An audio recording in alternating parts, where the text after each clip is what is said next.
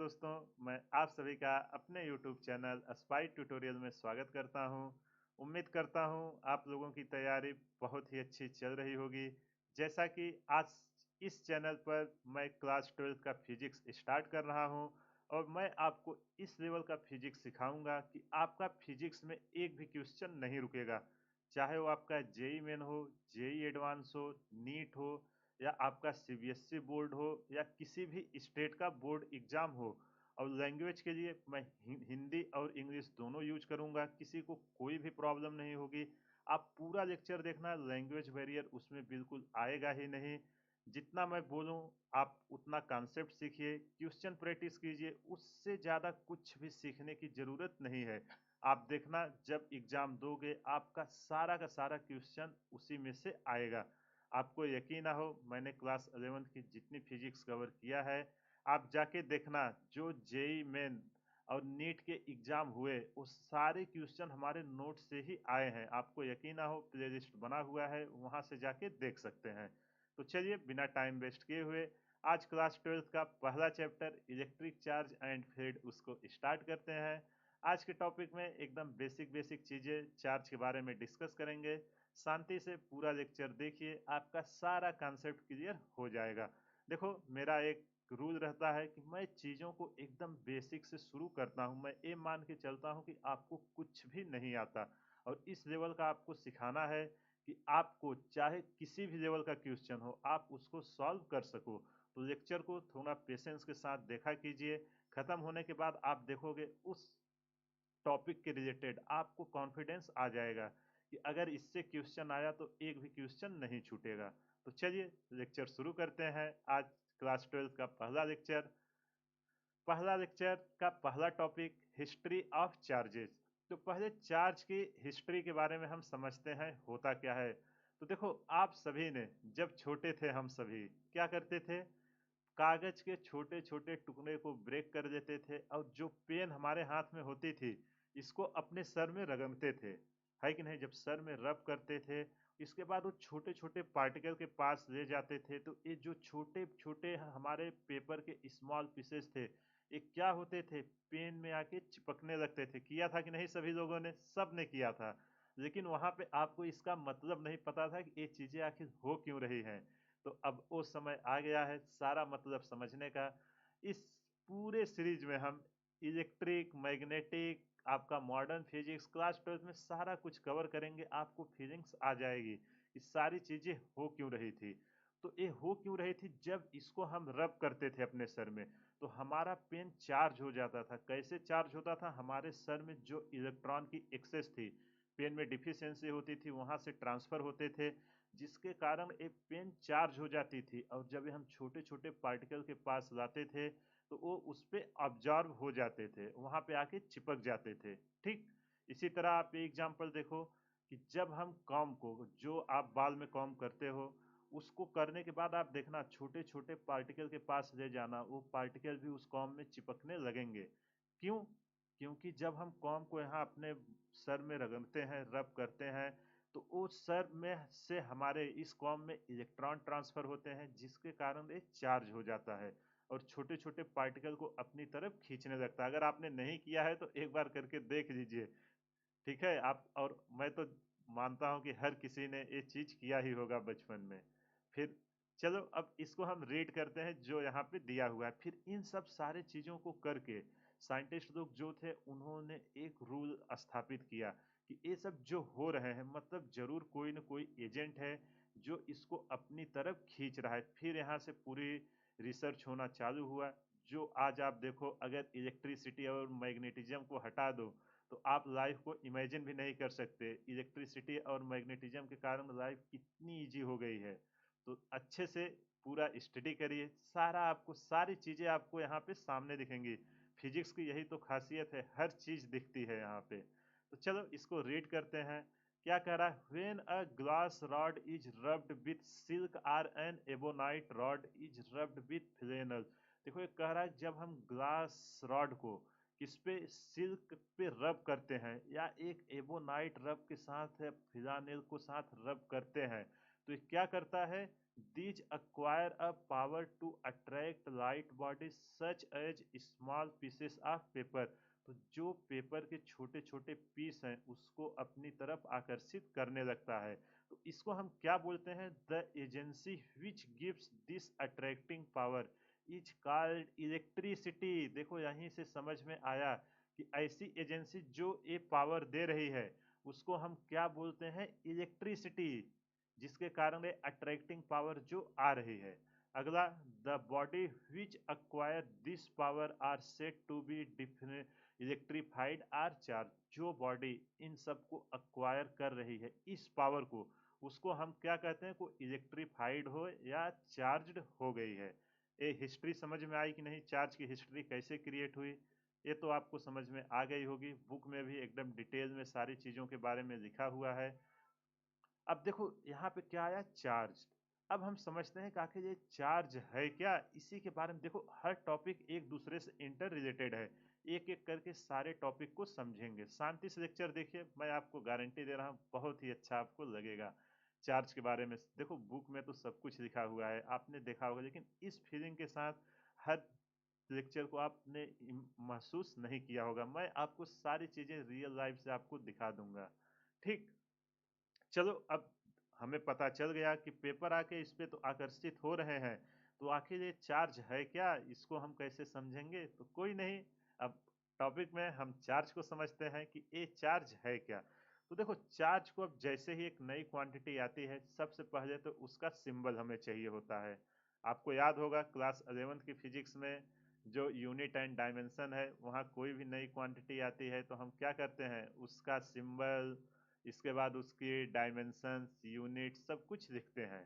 तो हमारा जो चार्ज है, चार्ज को हम किससे लिखेंगे, कैपिटल क्यू या स्मॉल क्यू, दोनों इसके लिए यूज होंगे। ठीक, अब चार्ज आखिर है क्या हमारा, तो जो हमारा चार्ज है हर मैटर की इंट्रिंसिक प्रॉपर्टी है, मतलब उसमें है, उस जैसे मास हमारा इंट्रिंसिक प्रॉपर्टी होता था उसी तरह चार्ज हमारा क्या है, इंट्रिंसिक प्रॉपर्टी ऑफ मैटर। तो यहाँ पे मैं लिख देता हूँ, जो चार्ज है हमारा वो इंट्रिंसिक प्रॉपर्टी मटेरियल के साथ ही रहता है। क्या है, इंट्रिंसिक प्रॉपर्टीज ऑफ मैटर। अब ये तो हमें पता चल गया चार्ज जो है हर मटेरियल की इंट्रिंसिक प्रॉपर्टीज है। ठीक, अब इसका सिंबल क्या है, सिंबल देखो मैंने ऊपर लिख दिया है क्यू या क्यू, तो सिंबल भी यहाँ पे लिख देते हैं। इसके बाद अगला टॉपिक क्या आएगा, इसका क्या यूनिट क्या है, सिंबल को देखो कहीं कहीं कैपिटल क्यू यूज होगा और स्मॉल क्यू दोनों यूज होगा। ठीक, जो इसकी एसआई यूनिट है जो हम यूज करने वाले हैं, एसआई यूनिट क्या बोलेंगे, कूलॉम, इसको हम कूलॉम बोलते हैं, क्योंकि कूलॉम ने इस पे बहुत सारा काम किया था। इसके पीछे भी आगे जब हम लेक्चर जैसे जैसे जाएगा ना सारी चीज़ें आपको क्लियर होती जाएंगी। जैसे मूवी जैसे जैसे आगे जाती है तब एक दूसरे से कनेक्ट होते हैं ना, एक ही इंटरवल में तो सारी चीज़ें दिखती नहीं, तो आप पेशेंस के साथ देखिए हर चीज़ का जवाब आते जाएगा। कूलॉम, इसको हम क्या लिखते हैं, कैपिटल सी से। आपको पता है यूनिट एंड मेजरमेंट में साइंटिस्ट का नाम रहता है, उसको हम कैसे लिखते हैं, अगर एक वर्ड वर्ड लिख रहे हैं तो कैपिटल सी से लिखेंगे। ठीक, अब चार्ज हमारा क्या है, इसको स्केलर है कि वेक्टर। अब देखो नई क्वांटिटी आई है तो हमें समझना पड़ेगा। अब आप बताओ स्केलर और वेक्टर में क्या डिफरेंस है, याद है कि भूल गए क्लास 11? स्केलर में आपका केवल मैग्नीट्यूड होता है, वेक्टर में मैग्नीट्यूड एंड डायरेक्शन दोनों होता है।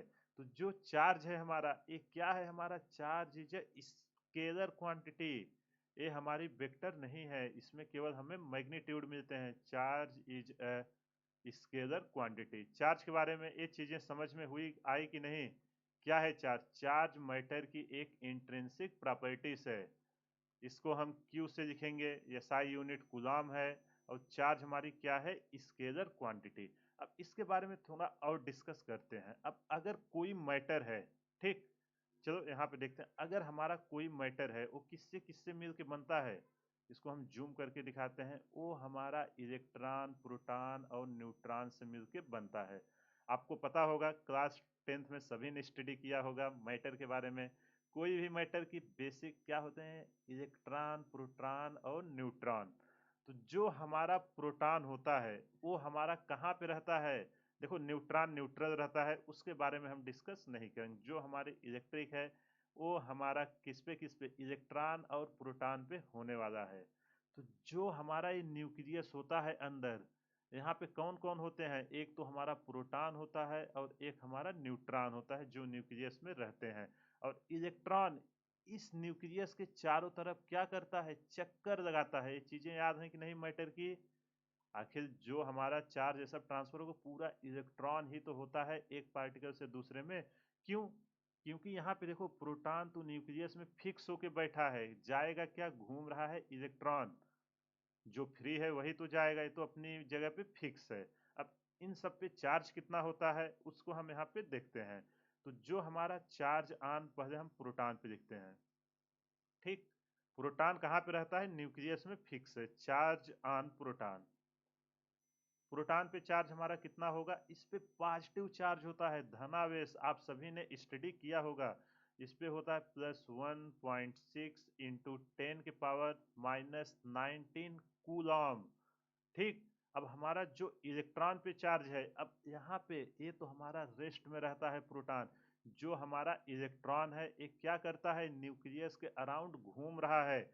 तो इस पॉइंट को यहाँ पे मैं लिख देता हूँ, और इसी कारण अभी आगे आप देखोगे हमेशा हम इलेक्ट्रॉन की ही बात करेंगे। प्रोटॉन का बहुत रेयर केस में कहीं कहीं यूज होगा, नहीं तो हमेशा जब भी मास ट्रांसफर, सॉरी, जब भी चार्ज ट्रांसफर होगा तो मतलब क्या ट्रांसफर होते हैं, हमारा इलेक्ट्रॉन ट्रांसफर होता है। इसलिए ये सब चीजें यहाँ पे मैं कर रहा हूँ ताकि आपको समझ क्यों जा रहा है।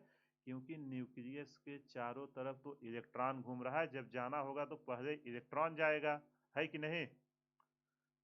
तो जो हमारा इलेक्ट्रॉन है, electron revolves around the nucleus, ये न्यूक्लियस के चारों तरफ घूमता है।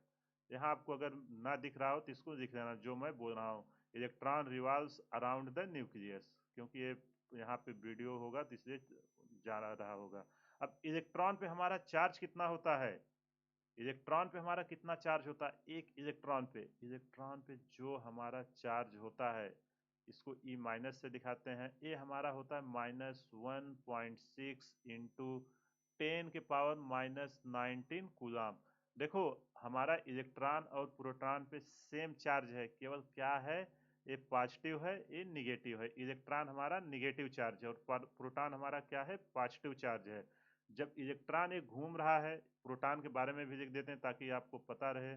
जो हमारा प्रोटॉन है वो कहाँ पे रहता है, proton is present at the nucleus, proton is present at the nucleus. ये सारी चीजें आपको क्लियर हुई कि नहीं?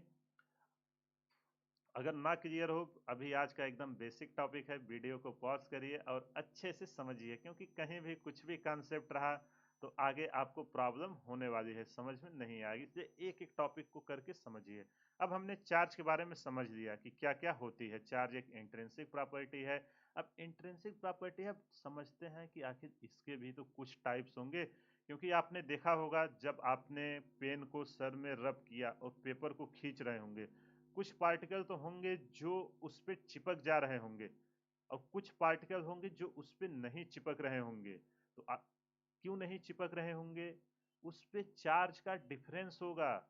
तो उसी के बारे में हम अगले टॉपिक में देखते हैं, टाइप्स ऑफ चार्ज। ठीक, तो जो भी हमारे मैटर पर चार्ज होते हैं वो दो टाइप के चार्ज होते हैं, एक होता है आपका पॉजिटिव चार्ज और एक होता है निगेटिव चार्ज। पॉजिटिव चार्ज को हम प्लस से लिखते हैं और निगेटिव चार्ज को हम किससे दिखाते हैं, माइनस से। ऐसा माना जाता है कि जो हमारा पॉजिटिव होता है वहां से चीजें जाती हैं और जो निगेटिव होती है वहां पे चीजें आती हैं, मतलब चार्ज वहां पे आएगा और पॉजिटिव से चार्ज जाएगा, ऐसा बोला जाता है। ठीक, अब इसके बाद देखते हैं, अब जो हमारा सेम चार्ज है, देखो अगर हमारा पॉजिटिव पॉजिटिव एक जगह पे आप रखोगे तो ये दोनों एक दूसरे को क्या करेंगे, अगर सेम चार्ज यहाँ पे देखो पॉजिटिव पॉजिटिव है, ये दोनों एक दूसरे को रिपेल करेंगे। अगर एक जगह पे देखो सेम पावर के आदमी को आप दो जगह पे नहीं रख सकते। क्यों? क्योंकि दोनों एक दूसरे को पसंद नहीं करेंगे, वो बोलेंगे मैं सुप्रीम हूँ, बोलेंगे मैं, जिसके कारण क्या होगा, वो एक दूसरे से दूर जाना चाहेंगे। तो अगर सेम चार्ज है सेम नेचर है तो क्या होगा, वो रिपेल करेंगे। आपने देखा होगा कि अगर दो आदमी सेम पावर सेम सब कुछ है तो उनमें कभी भी नहीं बनती है। दो बिजनेसमैन है वो हमेशा कंपटीटर होते हैं। क्यों? क्योंकि सेम है जो चार्ज उन पे भी है, जो तो वो एक दूसरे को हमेशा रिपेल करने की कोशिश करेंगे, उनको दूर भगाने की कोशिश करेंगे। आप देखना कहीं भी दो आदमी सेम कैटेगरी के, सेम नेचर के एक साथ नहीं रह सकते हैं, ये आपका फिजिक्स बोलता है। ठीक, तो वही यहाँ पे है, देखो जब ये प्लस प्लस को एक साथ लाएंगे कभी भी साथ में नहीं रहेंगे, हमेशा दूर जाने की कोशिश करेंगे। इसी तरह जब हम माइनस माइनस को लाएंगे वो भी एक जगह पे नहीं रहेंगे। क्यों? क्योंकि ये भी सेम नेचर के हैं। जो हमारा माइनस माइनस है ये भी हमारा सेम नेचर का है। आप सेम करेक्टर दो जगह पे आप रखिए, देखना दोनों एक दूसरे को रिपेल करेंगे, चाहे वो प्लस प्लस हो चाहे माइनस माइनस हो। तो जो सेम नेचर के होते हैं वो हमेशा एक दूसरे को रिपेल ही करते हैं। अब जो अपोजिट नेचर के होंगे, आपने देखा होगा एक के पास बहुत ज्यादा पावर है, एक के पास कुछ नहीं है, उसके पास कुछ नहीं, उसको उससे चाहिए। तो क्या करेगा? अगर मानो आपके पास 100 रुपए हैं और एक आदमी के पास 50 रुपए का कर्ज है, तो आदमी क्या करेगा? 100 रुपए वाले के पास आएगा कि नहीं? बिल्कुल आएगा। तो वो क्या कर रहा है? उसको अपनी तरफ अट्रैक्ट कर रहा है। क्यों? क्योंकि उन दोनों के पास अपोजिट है। तो जो हमारा प्लस और अगर हमारा माइनस रहे, तो ये दोनों एक दूसरे को क्या करेंगे? अट्रैक्ट करेंगे, रिपेल नहीं करेंगे। और अगर हम दो लोगों के पास, मानो आपके पास भी 100 रुपए है, दूसरे के पास भी 100 रुपए है, तो क्या वो दोनों पास आएंगे? नहीं आएंगे, वो रिपेल करेंगे, बोलेंगे मैं क्यों आऊं, आप बोलोगे मैं क्यों आऊं। तो इस कारण दोनों एक दूसरे को रिपेल कर रहे हैं। मैं जस्ट आपको एग्जांपल दे रहा हूँ, मत बोलना हमेशा ऐसा सही ही होता है, ये जस्ट आपको समझाने के लिए ये सब चीजें एक्सप्लेन कर रहा हूँ। तो यहाँ पे आप देख सकते हो डायग्राम से, दोनों प्लस प्लस चार्ज हैं, इनको पास तो लाया गया लेकिन ये दोनों दूर भाग रहे हैं, पहला। दूसरे में देखिए जो रेड कलर से यहाँ पे निगेटिव निगेटिव खिलाए। अब देखो ये मत बोलना निगेटिव निगेटिव है पास आए, सेम नेचर के होंगे वो रिपेल करेंगे, अपोजिट नेचर के होंगे वो अट्रैक्ट करेंगे। इस बात को अपने नोट्स बुक में लिख लेना और यार नोट बनाते चलना, क्योंकि बाद में यही नोट्स ही रहेगा जिससे आप रिवाइज करोगे। जब एग्जाम पास रहेगा वहाँ पे लेक्चर या बुक पढ़ने का टाइम नहीं रहेगा, नोट्स रहेगा जो आप अपने लैंग्वेज में लिखोगे, चीज़ें और अच्छे से क्लियर होंगी। ये समझ में आया कि नहीं? टाइप्स ऑफ चार्ज कब अट्रैक्ट करेगा, कब रिपेल करेगा। आई होप आपको समझ में आ गया होगा। कहीं भी कुछ भी डाउट है वीडियो को पॉज करिए, एक बार फिर से देखिए, सारा चीज़ें समझ में आ जाएगा। चलो अब अगला टॉपिक देखते हैं। अब तो हमें चार्ज समझ में आ गया, टाइप्स ऑफ चार्ज समझ में आ गया। अब एक बॉडी से दूसरे बॉडी में कैसे जाएगी उसको समझते हैं। उसके लिए तो हमें कोई न कोई मटेरियल चाहिए। अब मटेरियल चाहिए तो हमारे मटेरियल जो होते हैं वो बेसिकली तीन टाइप के हैं। एक तो कंडक्टर्स, एक इंसुलेटर, एक सेमी कंडक्टर्स, जो इन दोनों के बीच में होते हैं। पहले यहाँ पे इन दोनों का मैंने डायरेक्ट लिया है, यहाँ पे आपको डिस्कस कर देते हैं ताकि टाइम सेव हो, क्योंकि लिखने जाएंगे तो बहुत टाइम लगेगा। फिर बाद में सेमी कंडक्टर का मैं नीचे आपको दिखाता हूँ। तो कंडक्टर्स क्या होते हैं उसको यहाँ डिफिनेशन रीड करते हैं, फिर एग्जाम्पल के थ्रू मैं एक्सप्लेन करता हूँ। जो आपका कंडक्टर होता है, देखो क्या है, materials that permit electricity or heat to pass through it। ऐसा मटेरियल जिससे इलेक्ट्रिसिटी या हीट, अभी थर्मोडायनेमिक्स क्लास 11th में आएगा, वहां सेम ऐसे हीट के बारे में होगा। ऐसा मटेरियल जिससे हम इलेक्ट्रिसिटी या हीट पास कर सकें उसको हम क्या बोलते हैं? कंडक्टर है। इंसुलेटर क्या है? Materials that do not permit heat and electricity to pass through it. ऐसे मटेरियल जिनसे इलेक्ट्रिसिटी या हमारा हीट नहीं पास होता है उसको हम क्या बोलते हैं? इंसुलेटर बोलते हैं। अब कंडक्टर के कुछ एग्जांपल्स देखते हैं। कंडक्टर का अब few example of a conductor are silver, aluminium and iron. जैसा कि आपने देखा होगा वायर, सिल्वर का आपने मोटर ये सब देखा होगा ना, कॉपर के आयर मैक्सिमम यूज होते हैं, वो सब क्या है? इलेक्ट्रिसिटी वायर के थ्रू ही तो जाती है। एल्युमिनियम का वायर देखा होगा, तो सब क्या है? कंडक्टर है। क्यों? क्योंकि उसमें इलेक्ट्रिसिटी या हीट जो भी करोगे वो फ्लो होता है। तो जो आपके कंडक्टर के कुछ एग्जांपल जैसे सिल्वर हुआ, एल्युमिनियम हुआ, आयरन हुआ, इस सब में अपना करंट पास होता है, इलेक्ट्रिसिटी या हीट। इंसुलेटर के example, a few example of an insulator are paper, wood and rubber. आपने कभी देखा है कि रबर में करंट जाते हुए? जहां भी देखना जो शूज पहनते हैं इलेक्ट्रिसिटी का काम करने के लिए, आप देखना जो रिपेयर करने आते हैं वो लोग जो स्विच पहनते हैं नीचे बहुत मोटा रबर दिया जाता है, क्यों? क्योंकि कोई शॉर्ट सर्किट हो तो अर्थ से उनका कांटेक्ट टूटे। वो रबर क्या है? इंसुलेटर है। अगर करंट आएगा भी तो वहां से वो ब्रेक डाउन हो जाएगा, सर्किट ब्रेक हो जाएगी तो करंट का फ्लो रुक जाएगा। ये सब अभी आगे पूरा डिटेल में डिस्कस होगा। तो जो हमारे रबर हुए, पेपर हुए, वुड हुए, ये सब क्या है? इंसुलेटर है। अगला point, electrons moves freely with in the conductor. जो हमारे कंडक्टर हैं उसमें इलेक्ट्रॉन फ्री घूम सकते हैं कहीं भी, बट हमारा इंसुलेटर जो है, electrons do not move freely with in the insulator. Electron जहां पे हैं वहीं पे रहेंगे, इसमें कहीं भी फ्रीली नहीं घूमेंगे। अगला point, the electric field exist on the surface but remains zero on the inside. ये अभी आगे न इलेक्ट्रिक फील्ड का टॉपिक आएगा, वहां पूरा प्रूफ के साथ आपको दिखाएंगे कि जो हमारा इलेक्ट्रिक फील्ड होता है वो कहाँ पे होता है? कंडक्टर के सरफेस पे होता है। ये जो सरफेस है, न कि अंदर। अंदर क्या होगा? जीरो होगा। इन साइड पे क्या होगा? जीरो होगा।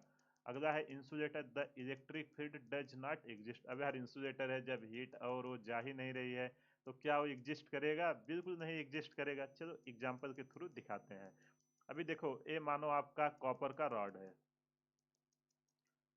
कॉपर का रॉड है, यहाँ से जब आपने करंट लगाया आई, तो क्या ये रुकता है? सीधा इस पार चला आता है। कैसे आया? मतलब एक अच्छा कंडक्टर है। इलेक्ट्रिसिटी या हीट जो भी लगाओगे यहाँ से निकल जाएगा, चाहे आपका आयरन हो या सिल्वर हो। इसी तरीके से मान लो आपका वुड है, ये लकड़ी है। लकड़ी में क्या कभी आपका पावर जाएगा? यहाँ पे मैं इसको लिख देता हूँ, ये किस क्या है? हमारा कॉपर है और ये हमारा है वुड। तो क्या वुड में हमारा कोई चार्ज फ्लो होगा या हीट फ्लो होगी? कोई फ्लो नहीं होगा। तो एक क्या हुआ हमारा? ये हमारा इंसुलेटर हुआ। समझ में आया कि नहीं? इसमें आपका जो इस सरफेस है, इसी पे इलेक्ट्रिक फील्ड आती है। इसके अंदर इलेक्ट्रिक फील्ड जीरो होता है। जो इसमें तो कोई इलेक्ट्रिक फील्ड एग्जिस्ट ही नहीं करता। अब एक और अलग मटेरियल आता है जो कुछ टाइम बाद डिराइव हुआ था, लेकिन इसने एक क्रांति ला दी थी। जो क्या है? सेमीकंडक्टर। सेमीकंडक्टर, जैसे आप चिप और ये सब जो भी इलेक्ट्रॉनिक्स ब्रांच है वो पूरा किस पे आधारित है? आपका सेमीकंडक्टर। जो भी कंप्यूटर और ये सब थे वो सेमीकंडक्टर के कारण ही पहले कंप्यूटर बना होगा। आपने हिस्ट्री देखा होगा कितने एक एक रूम से बड़े होते थे, लेकिन ये सेमीकंडक्टर और इन सब के कारण आज आप देखो कि आपके फोन में भी कंप्यूटर हो गए हैं पूरे। तो ये जो हमारा सेमीकंडक्टर है होता है, ये क्या होता है? इसका मैं यहाँ पे लिख देता हूँ, विच मटेरियल। ऐसे मटेरियल जो हमारे कंडक्टर और इंसुलेटर के बीच रहते हैं उसको हम क्या बोलते हैं? सेमीकंडक्टर। Which material.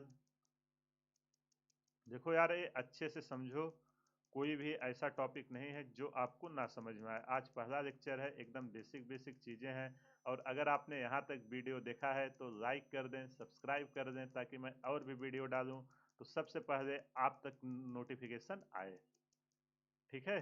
क्योंकि अगर यार आप लोग सपोर्ट नहीं करोगे, इतना मेहनत से मैं वीडियो बनाता हूँ, बस हमें यही चाहिए कि आप सब्सक्राइब करो जितने भी लोग देख रहे हैं। और जो भी आपके फ्रेंड हैं वो अच्छी कोचिंग नहीं दे पा रहे हैं, ये आप मिला लेना। जितनी भी चीज़ें मैं डिस्कस कर रहा हूँ, आपका कोई भी फ्रेंड हो जो इंडिया की किसी भी टॉप कोचिंग में क्लासेस ले रहा हो और ए नोट से एक भी ऐसा क्वेश्चन नहीं हो गया, एक भी कॉन्सेप्ट जो आपके साथ मैं डिस्कस ना करूं। अगर आप शांति से चीज़ों को समझेंगे, आपको सारी चीज़ें समझ में आ जाएंगी। कोई ज़रूरत आपको फिजिक्स के लिए बाहर जाने की नहीं है। आप शांति से देखिए, सारी चीज़ें समझ में आ जाएगी। तो सेमीकंडक्टर का कुछ एग्जाम्पल ले लेते हैं। जो सेमीकंडक्टर का एग्जाम्पल है, जैसे हमारा सिलिकॉन, जर्मेनियम, आर्सेनिक, ये सब पूरी सीरीज आपने पीरियोडिक टेबल में देखी होगी। इस सीरीज के जितने भी मटेरियल होते हैं वो हमारे किस कैटेगरी में आते हैं? सेमीकंडक्टर। अभी देखो, इसके बारे में मैं यहाँ पे कुछ भी डिस्कस नहीं कर रहा हूँ। को होल होते हैं, कैसे ट्रांसफर होता है, वो सारा एक पूरा चैप्टर ही है सेमीकंडक्टर क्लास 12th में। वहाँ पे सारा चीज़ें एनपीएन, पीएन, पीएनपी, डायोड, ये सब क्या होता है, जो आपका आर एंड गेट, वो सब उसी चीज़ों पे बना हुआ है।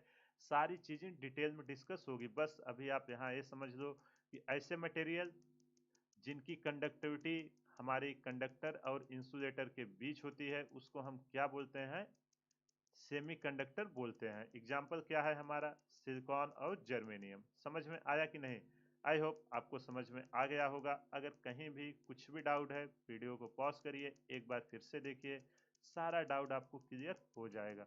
अब चलो, हमने तो कंडक्टर के बारे में भी देख लिया कि हमारे इलेक्ट्रॉन के फ्लो होने के लिए क्या मटेरियल लाएंगे।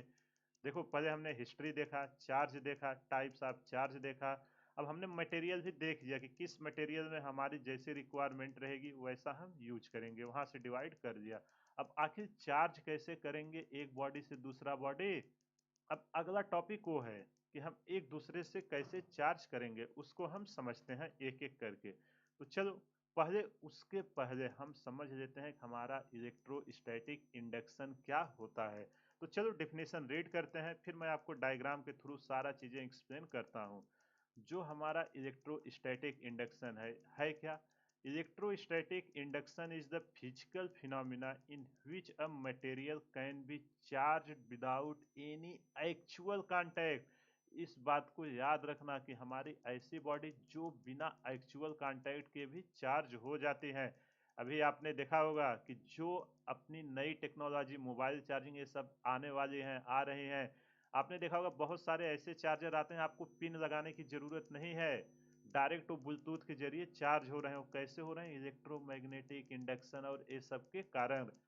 ये सब टेक्नोलॉजी आप देखोगे, सारी चीज़ें आपको समझ में आएगी। और पहले क्या होता था कि हम बोर्ड से एक अपना चार्जर लगाएं, चार्जर को ले जाके मोबाइल के पिन में लगाएं, फिर हमारी मोबाइल चार्ज होती थी। तो क्या होता था, वो डायरेक्ट कांटेक्ट होता था, वो कंडक्टिंग। अभी आगे हम बेज ऑफ चार्जिंग डिस्कस करेंगे, वहाँ पे उसको देखेंगे। और ये अभी क्या है कि हम दो बॉडी को एक साथ टच नहीं करेंगे, लेकिन वो फिर भी चार्ज हो जाएगी। तो पहला पॉइंट यही था। दूसरा point, on bringing two substances close to each other due to the induction property, some movement of charge carriers from one object to another। देखो ये क्या कर रहा है कि जब हम दो सब्सटेंस को एक दूसरे के पास लाते हैं, देखो आपने जो चार्जर ये सब ब्लूटूथ वाले बन रहे हैं, उसकी एक रेंज होती है कि इस रेंज तक आपकी फील्ड रहेगी, आप रखोगे मोबाइल आराम से चार्ज हो जाएगी।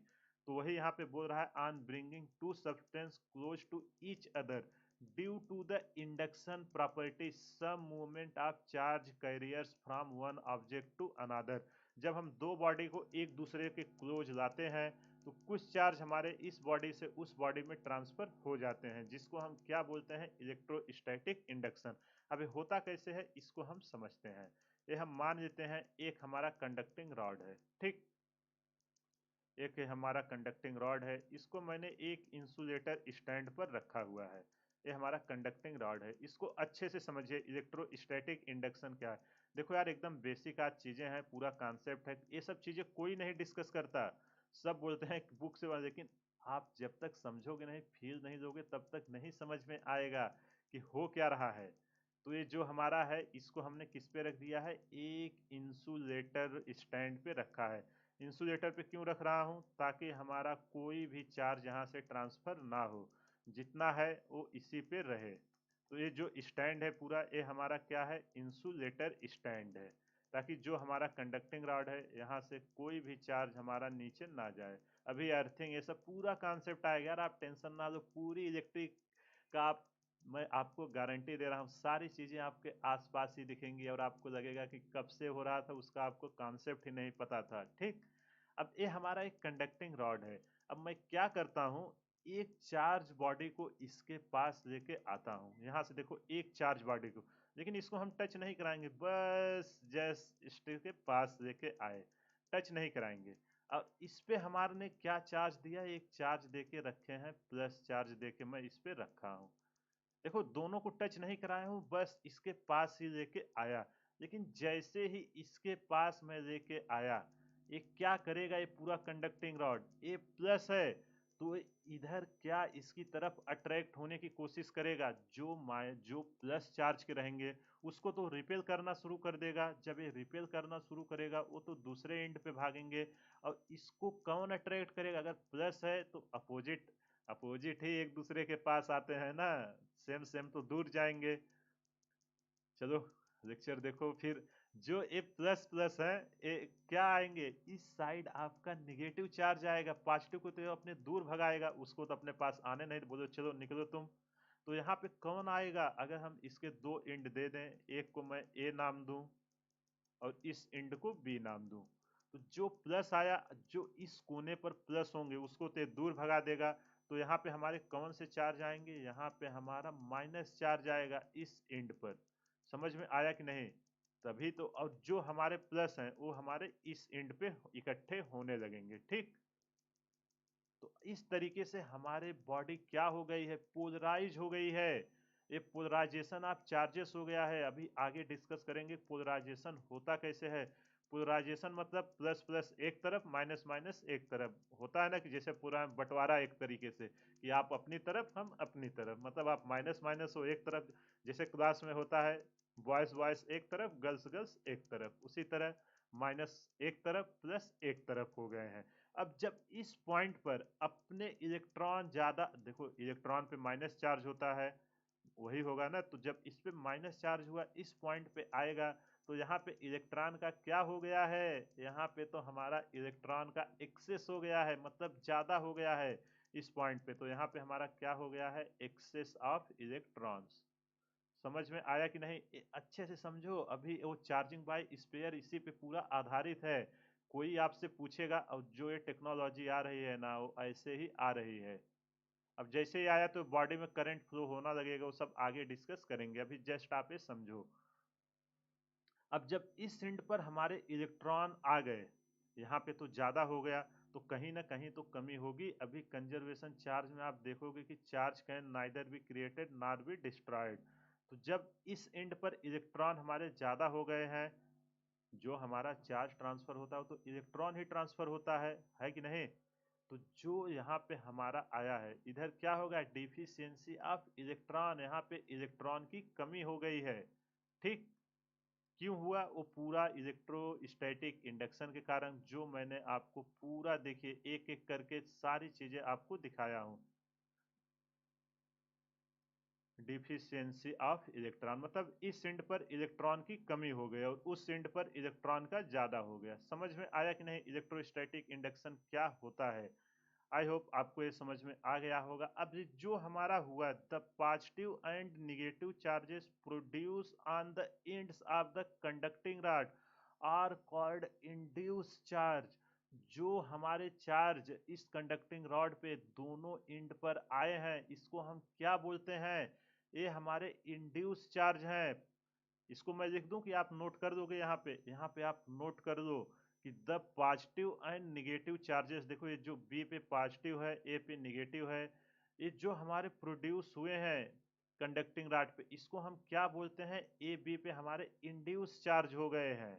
और जो ये चार्ज यहाँ से गए हैं, the charge on the glass rod, जो हम ग्लास रॉड को इसके पास लेके आए थे जिसपे हमारा पॉजिटिव चार्ज था, तो क्या है, the charge on the glass rod which induce this charges, ये किसके कारण इंड्यूस हुए हैं, ये जो ग्लास रॉड आया तभी तो सारी कहानी शुरू हुई।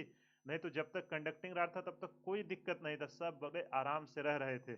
लेकिन जैसे ही ये आया, होता है ना कि दो लोग बहुत मजे से रह रहे हैं, लेकिन जैसे ही तीसरा कोई आता है तो उसमें से आगे आपको पता ही है। तो उसी तरीके से जैसे मेंबर आया, अब अपना ये क्या करेगा, अपोजिट वाले तो बोलेंगे हम तो अट्रैक्ट करेंगे। इसी तरह अगर यहाँ माइनस होता तो कौन इधर अट्रैक्ट होता, प्लस अट्रैक्ट होता, और माइनस वाला इधर हो जाता। ये आगे बहुत बड़ी स्टोरी पूरी आने वाली है, अच्छे से समझिए, पूरा आपको मजा आएगा फिजिक्स में, टेंशन मत लीजिए। तो जो हमारा ग्लास से चार्ज हुआ है, the charge on the glass rod which induce this charge on conducting rod is called inducing charge. जिसके कारण यहाँ पे चार्ज गया हुआ है उसको हम क्या बोलते हैं, इंड्यूसिंग चार्ज। समझ में आया कि नहीं, इलेक्ट्रोस्टैटिक इंडक्शन। आई होप आपको समझ में आ गया होगा। कहीं भी कुछ भी डाउट है वीडियो को पॉज करिए, एक बार फिर से देखिए, सारा डाउट क्लियर हो जाएगा। चलो अगला टॉपिक, मेथड्स ऑफ चार्जिंग, इसके बारे में डिस्कस करते हैं। अब कैसे हम दो बॉडी को चार्ज करेंगे। तो पहला मेथड है चार्जिंग बाय कंडक्शन, या तो इसी को हम बोलते हैं डायरेक्ट कांटेक्ट। अब यहाँ से जो बॉडी चार्ज होगी वो दोनों एक दूसरे से डायरेक्ट कांटेक्ट में रहेंगे, तभी वो चार्ज होगी। तो चलो यहाँ पे फटाफट डिस्कस करते हैं। ये हम मान लेते हैं दो बॉडी है हमारी। एक बॉडी है जिस पे हमारा कौन सा चार्ज है, निगेटिव, इस पे हमारा निगेटिव चार्ज है, ठीक। एक्सेस ऑफ, अब अगर निगेटिव चार्ज है तो इस पे हमारा कौन सा ज्यादा है, इस पे हमारा एक्सेस ऑफ इलेक्ट्रॉन, यहाँ पे हमारा इलेक्ट्रॉन की ज्यादा है, एक्सेस ऑफ इलेक्ट्रॉन्स। अब इसको हम क्या करेंगे, एक हमें दूसरी बॉडी है, यहाँ पे अभी आप समझो धीरे धीरे सारी चीजें एक दूसरे से भी जुड़ जाएंगी। एक हमारा यहाँ पे और बॉडी है, ये हमारा क्या है, अनचार्ज, मतलब अभी न्यूट्रल है। अब इसको हमें चार्ज करना है, जो हमारी सेकेंड बॉडी है अनचार्ज है, ये अभी हमारी न्यूट्रल है। अगर इसको हमें चार्ज करना है तो इसको मैं क्या करूंगा, एक दूसरे के पास लेके आऊंगा। इनको जब हम टच कराएंगे, जैसे ही टच कराएं तो क्या होगा, आओ यहाँ देखते हैं। जैसे ही इनको मैंने टच कराया, ये दोनों एक दूसरे को टच करेंगे। इस पे क्या है, इन पे तो माइनस चार्ज था और उस पे कोई भी चार्ज नहीं है। जब उस पे कुछ भी नहीं है तो क्या करेगा, इनसे लेने की कोशिश करेगा। होता है ना, एक बहुत गरीब आदमी है, एक बहुत अमीर है, तो वाला क्या करेगा, गरीब आदमी को अमीर से कुछ ना कुछ चाहिए। लेकिन आज तो उल्टा ही होता है, अमीर लोग तो गरीब का ही लूट रहे हैं, वो छोड़ो, अलग स्टोरी है। तो ये जहाँ पे जैसे ही ये टच हुआ तो ये क्या होगा आप बताओ, ये चार्ज्ड बॉडी है जहाँ पे एक्सेस ऑफ इलेक्ट्रॉन्स हैं और यहाँ पे कोई भी चार्ज नहीं है। तो जो ये इंड पर आके सटेंगे तो यहाँ से क्या होगा, कुछ न कुछ चार्ज अपने जो इलेक्ट्रॉन है इस बॉडी में जाना शुरू हो जाएंगे।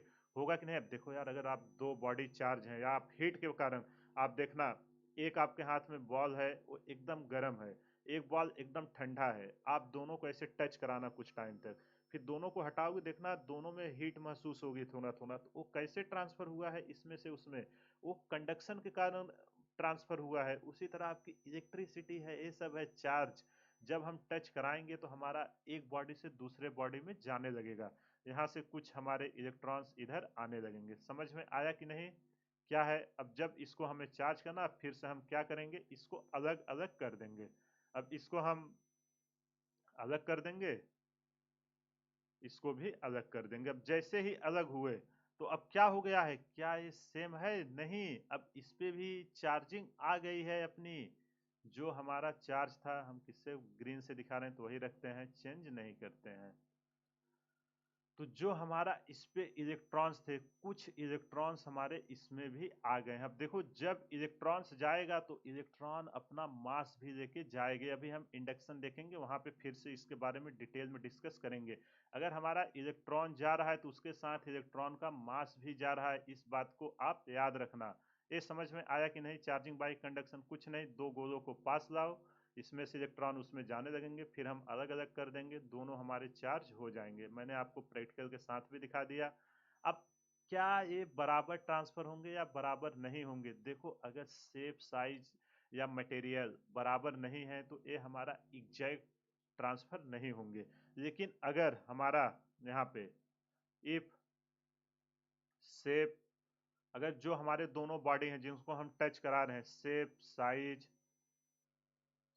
साइज एंड मटेरियल, ये दोनों हमारे सेम है, shape size and material of both conductor is same.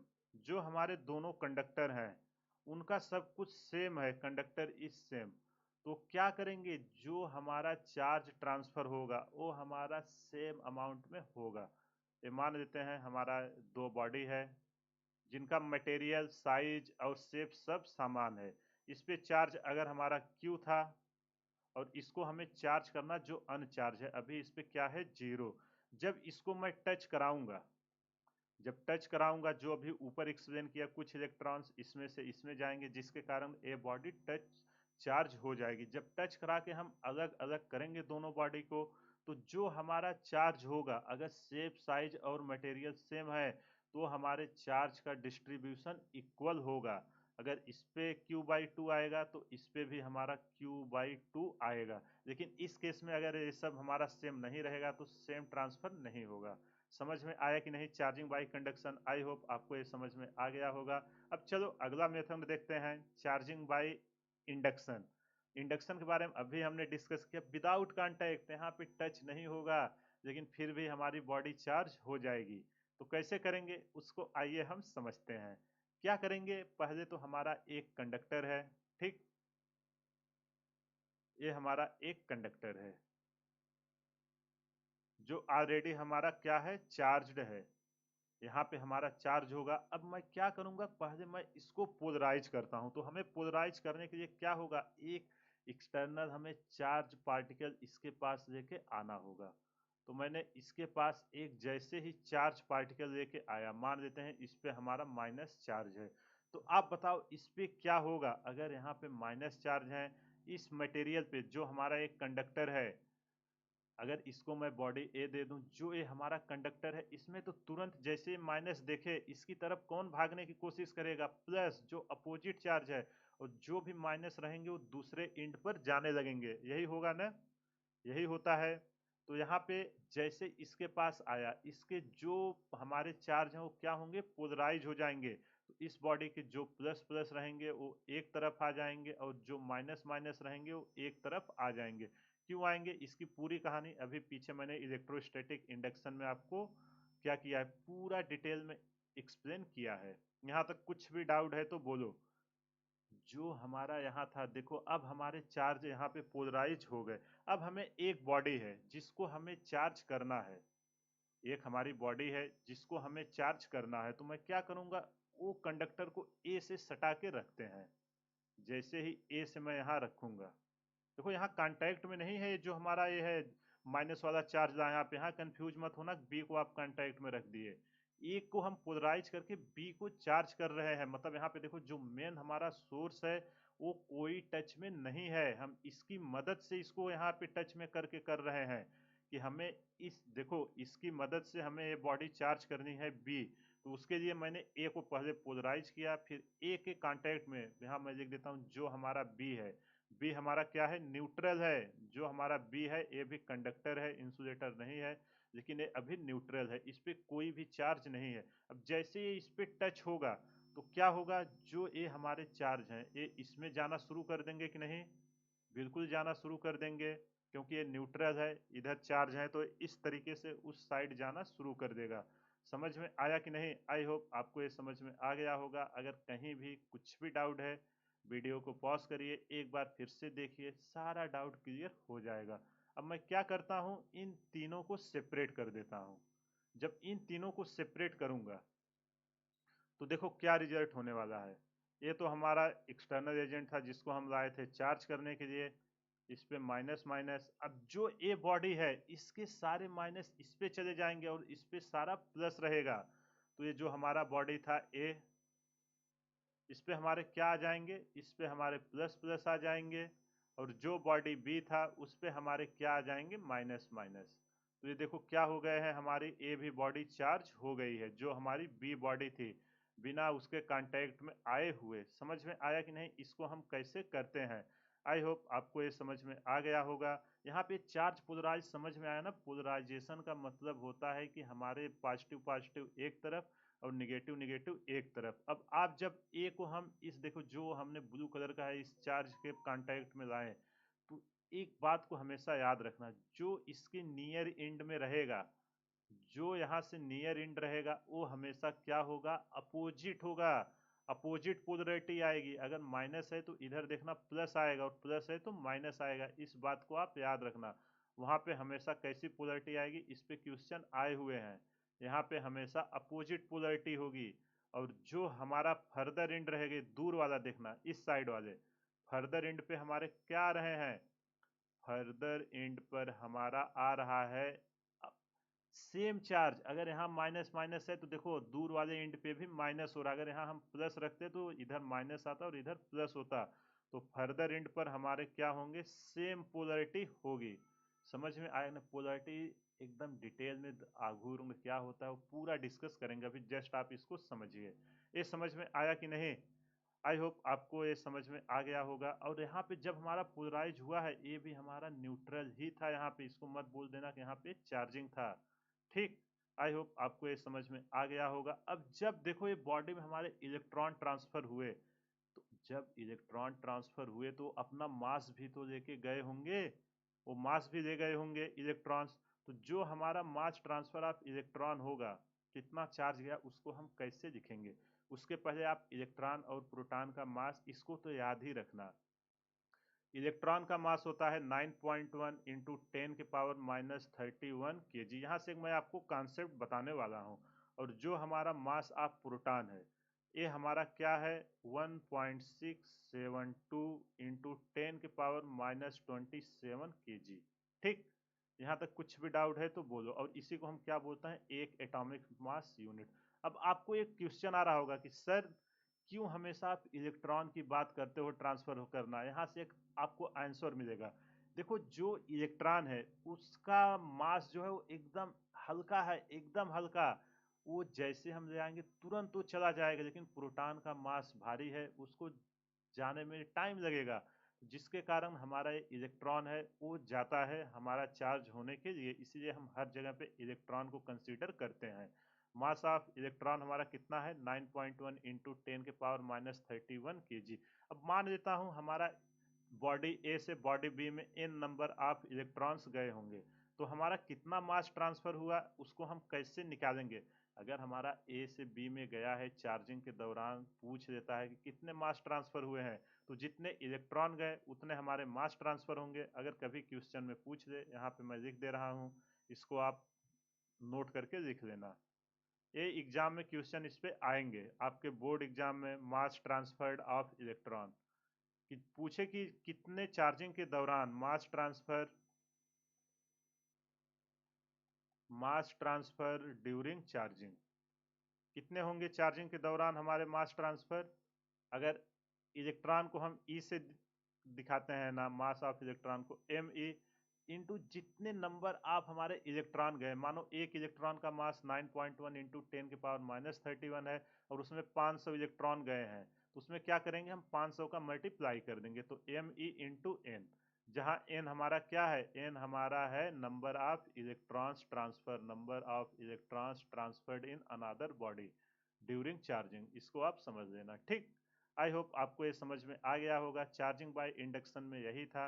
अब चलो चार्जिंग बाय अगला देखते हैं कि और हम कैसे चार्ज कर सकते हैं। अगला मेथड है हमारा चार्जिंग बाय फ्रिक्शन। हम फ्रिक्शन के कारण भी अपनी बॉडी को चार्ज कर सकते हैं। आपने देखा होगा कि जब हम रब करते हैं कॉम्ब को, आप जब ऐसे देखो, पेन में दिख रहा है, ये जब अपने सर में पेन को रब करोगे तो पेन हमारा चार्ज हो जा रहा है। कैसे हो रहा है, वो फ्रिक्शन के कारण हो रहा है, उसी को हम यहाँ पे समझते हैं।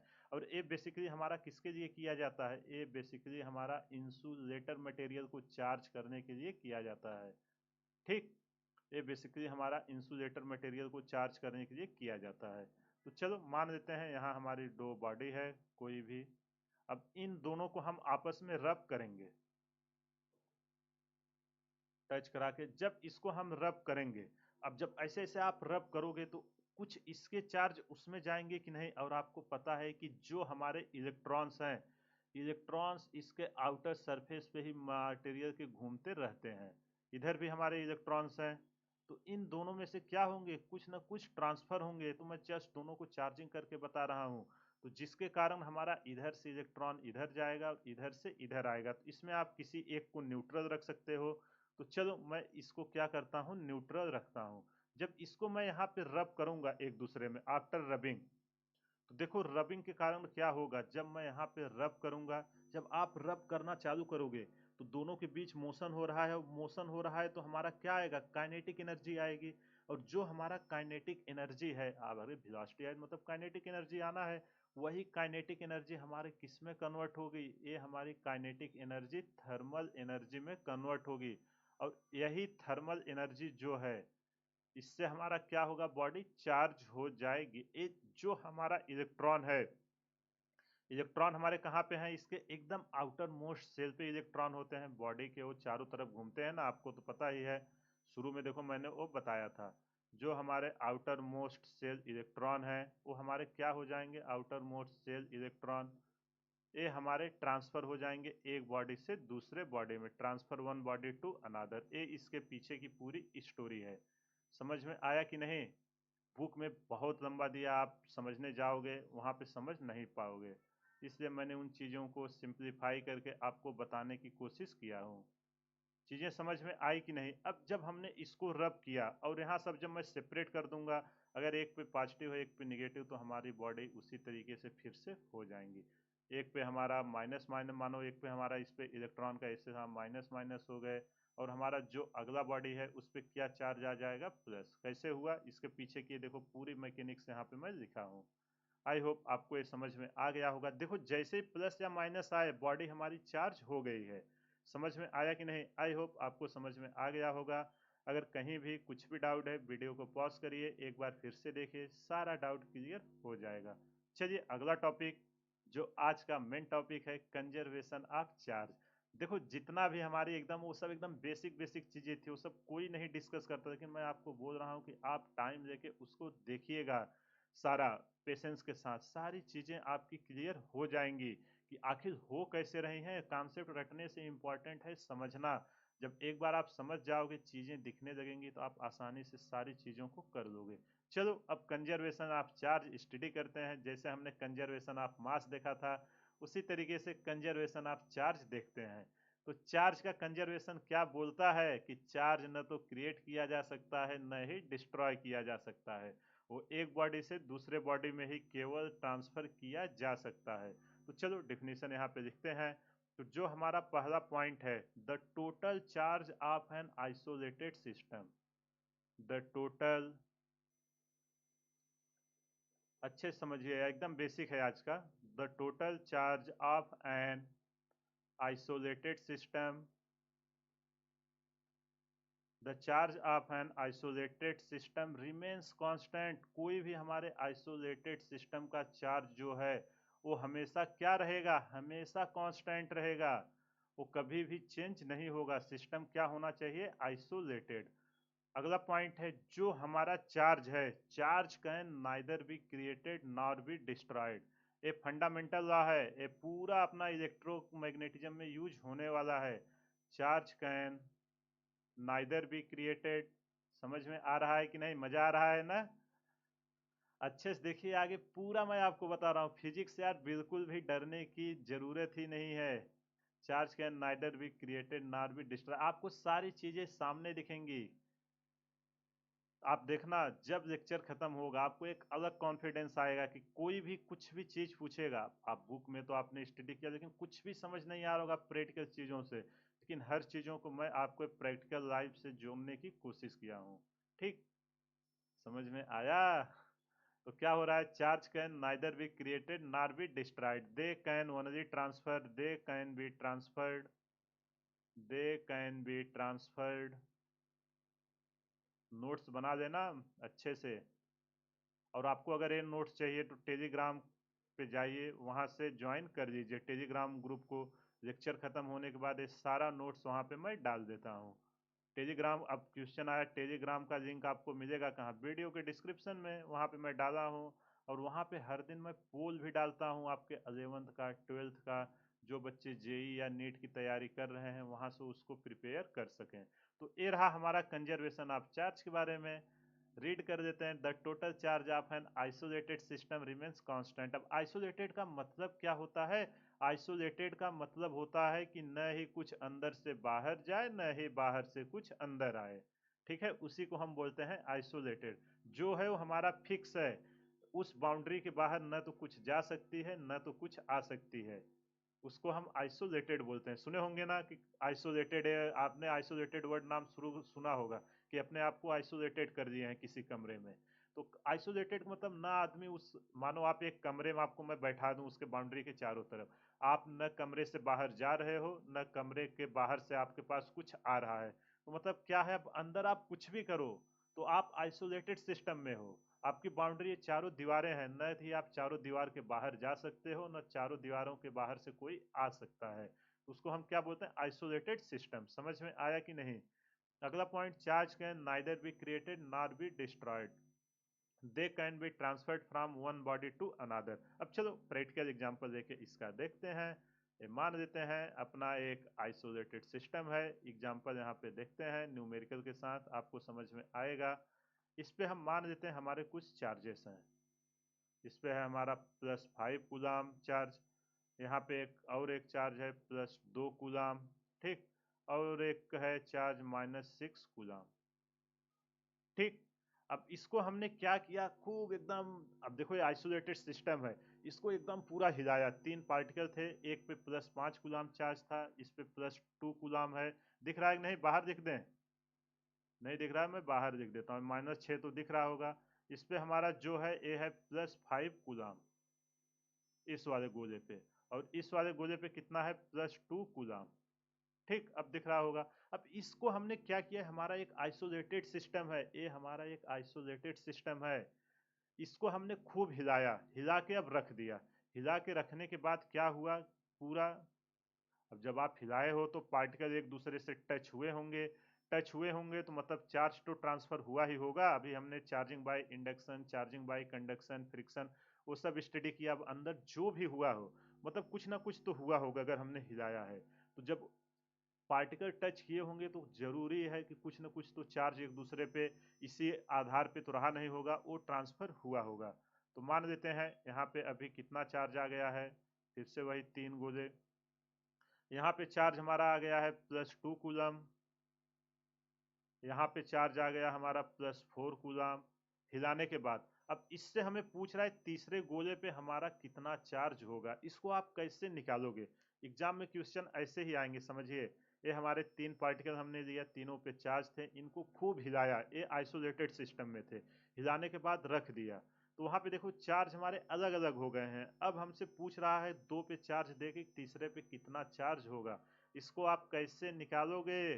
तो हमारा एक ही कॉन्सेप्ट, अगर हमारा बॉडी आइसोलेटेड है, न ही चार्ज बाहर जाएगा बॉडी के, न ही चार्ज अंदर आएगा। जो चार्ज अंदर था वो अंदर ही रहेगा, भले वो एक दूसरे से ट्रांसफर हुआ। और ट्रांसफर कैसे हुआ होगा, जब पार्टिकल सटे होंगे, तो अलग स्टोरी है जो आपको पूरा मैंने एक्सप्लेन किया। तो यहाँ से मैं क्या बोल सकता हूँ, कंजर्वेशन ऑफ चार्ज अगर लगाऊं, अगर इसको मैं Q1 Q2 Q3 लूँ, और इस साइड को जो हिलाने के बाद आया Q1 desks, Q2 desks and Q3 डेक्स लूँ, तो मैं कंजर्वेशन ऑफ चार्ज हमारा क्या बोलता है कि टोटल सम जो होता है चार्ज का वो कांस्टेंट रहता है। किसका चार्ज, सम आइसोलेटेड बॉडी का। तो यहाँ से मैं Q1 +Q2 +Q3 equal to, अब इस बॉडी पे जो पहले पे आए हैं Q1 डेक्स, अगर इसको मैं 1 2 3 बोलूँ, इसको भी 1 डेक्स, नहीं ये भी अभी 1 2 एंड 3 है। इस पे चार्ज शुरू में Q1 Q2 Q3 थे, हिलाने के बाद चार्ज आ गए हैं Q1 डेक्स, Q2 डेक्स +Q3 डेक्स। चलो अब Q1 Q2 Q3 की वैल्यू हमें पता है, टोटल चार्ज साइन के साथ रखना, +5 कूलम +2 -6 इक्वल टू Q1 डेक्स हमारा कितना आया है, +2 +4, और हमसे क्या पूछ रहा है, Q3 की वैल्यू, Q3 डेक्स। जब यहाँ से हम सॉल्व करेंगे तो कितना आएगा, 5 2 7, 7 में से 6 गए 1, 1 इक्वल टू 4 2 6 +6 +Q3। यहाँ से जब हम Q3 की वैल्यू निकालेंगे तो Q3 डेक्स की वैल्यू हमारी निकल के आएगी, +6 उधर जाएगा तो क्या आएगा, -5, ये हमारा निकल के आएगा -5 कूलम। तो देखो जो हमारा चार्ज था वो हमारा कंजर्व है। यहाँ देखो ओवरऑल कितना था, 5 2 7 में से 6 गए 1, यहाँ 4 2 6 और 5 में से 1 गए 1, जो नेट चार्ज है वो हमारा क्या है, कांस्टेंट है। और ये सिस्टम क्या होना चाहिए, आइसोलेटेड, इसी को हम बोलते हैं कंजर्वेशन ऑफ चार्ज। बताओ ये चीजें समझ में आई कि नहीं, कुछ भी डाउट है तो वीडियो को पॉज करिए, एक बार फिर से देखिए, सारी चीजें समझ में आ जाएंगी, ठीक। चलो अब अगला टॉपिक देखते हैं, क्वांटाइजेशन ऑफ चार्ज। क्वांटाइजेशन का मतलब समझते हैं पहले। क्वांटाइज आखिर होती क्या है, अगर आपने एक देखा होगा कि क्वांटम, क्वांटम क्या बोलते हैं, एकदम smallest part, the smallest charge that can exist independently, वो किसी पे इंडिपेंडेंट नहीं रह रहा है, उसके नीचे उसको नहीं ब्रेक कर सकते, उसी को हम क्या बोलते हैं, क्वांटाइजेशन ऑफ चार्ज। तो यहाँ पे उसका हम डेफिनेशन लिखते हैं कि एक क्वांटाइजेशन हमारा चार्ज होता क्या है, the smallest charge, the smallest charge that can be exist, एक मिनट स्टक हो रहा है pen, the smallest charge,